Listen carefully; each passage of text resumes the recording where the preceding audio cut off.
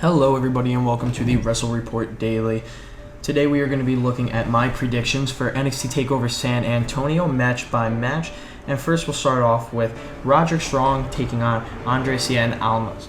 I noticed this rivalry hasn't been very popular in NXT and it's a little bit of a, as you could say, a mid-card match, I guess, for NXT. But I do see Strong going over Almas for 1 point. It seems like he's riding a little bit of momentum. It seems like Almas has kind of been being pushed downward, I guess you could say, since his heel turn, and I really do not see him progressing any farther on the NXT roster. I mean, we've seen it before with NXT superstars where they don't really succeed even in NXT and they just don't get over with the fans very much, and I think even with his debut he wasn't over 100%, so I do see Roderick Strong though getting over with some of the fans and riding a wave of momentum going into TakeOver, so I'm going to have to go with Roderick Strong.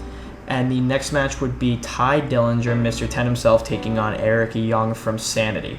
This is a match that has a lot of interesting storyline behind it, being that Eric Young, with his new faction Sanity rising in NXT, I can see Eric Young eventually taking the NXT title from anybody at that matter. I can see him becoming a world champion in Sanity, ruling the NXT roster. As for Ty Dillinger, I think it's time that he moves up to the main roster, regardless if he'll be a jobber or a mid-carder. I think it's his time, but I do not actually see him winning the match. I feel like there's going to be an interference from Sanity, and I think it's going to be his send-off by him losing the match, and everybody at the end, when he gets up in defeat, sitting in the middle of the ring, looking around, everybody in the crowd chanting 10, 10, 10, in honor of Ty Dillinger and his hopeful spot in the Royal Rumble match the next night. And next we have the Fatal 4-Way for the Women's Championship, Asuka taking on Peyton Royce, Billie Kay, and Nikki Cross from Sanity. This is another interesting one because a lot of people have said that it might be time that Asuka drops the title. There isn't many contenders left after these three women, which would be Royce, Kay, and Cross, because there isn't many that can actually match up to Asuka. Her match with Mickie James I thought was okay. It could have been a lot better in my opinion. But after she beat Mickie James, the only person I thought that could take the title from her besides any of these three would be Nikki Cross. Well, she is in these three, so not besides any of these three, but Nikki Cross or Ember Moon. Ember Moon obviously is one of the hottest stars in NXT right now in the women's division, and she's been riding a wave of momentum since her debut and has had the crowd behind her almost every single time. Another person that you could see as an underdog coming out on top by a fluke victory would be Mandy Rose. She seems to be knowing what she's doing, has a little bit of talent to her, and the fans seem to enjoy watching her wrestle. So if I have to go with my opinion though, in all reality, I do think Asuka is going to retain the title and keep it up until her match with Ember Moon, which we all hope to see within the next couple months, and to see Ember Moon dethrone the queen herself, Asuka. Next, we have the tag team titles on the line for NXT. DIY, Johnny Gargano and Tommaso Ciampa taking on the Authors of Pain with Paul Ellering. Now, I understand the Authors of Pain are undefeated. They have been riding a wave of momentum, not really with the crowd, but with themselves, with a winning streak and winning the Dusty Rhodes Classic, the second one ever in history. But I do not see them winning the tag titles. I don't think NXT will hand them the titles unless it means a main roster debut for DIY. Now, if DIY debuts, they were in the Cruiserweight Classic, so it is very possible that they will go to Raw as Cruiserweight Division.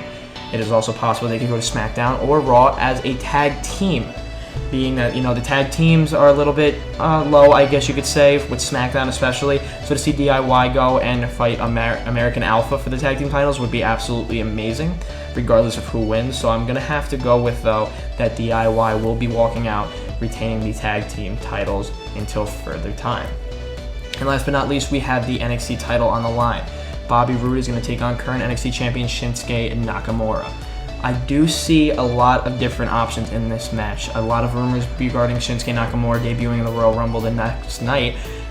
The same state, Texas, we could see it happening, we could see it not happening, but Bobby Roode has been riding a wave of momentum, people, with the crowd and with himself. He's a very gifted athlete. He's been all over the world, different promotions, and I do see him having a very good chance walking out NXT champion, but I also see Shinsuke Nakamura having that chance.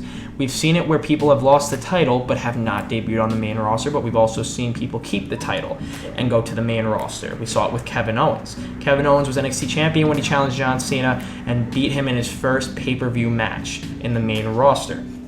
I do believe that Shinsuke could still debut in the Royal Rumble as NXT champion, but it is very, very, very unlikely he will win, regardless if he is coming in champion from NXT or not. But if you need my overall prediction on who is going to walk out champion, I do have to go with Bobby Roode because I do feel like it is his time to hold the title, and it is Shinsuke's time to go to the main roster as a full-time superstar. Unlike when Sami Zayn went to the Royal Rumble, he came for the entrant and then went back to NXT for a while just to come back in about a month or two to Raw. So if you want my opinion, I think Bobby Roode is going to walk out your new NXT champion. Shinsuke Nakamura is going to debut in the Rumble as a full-time competitor. And I do think Shinsuke will be signed to Raw, as I said in the last video, only because I feel like SmackDown isn't really fully the place for him. I think Shinsuke, in my opinion, could do much better things on Raw. Sadly, because I do like SmackDown better, but I think Samoa Joe should go to SmackDown, Ty Dillinger to SmackDown, Shinsuke to Raw.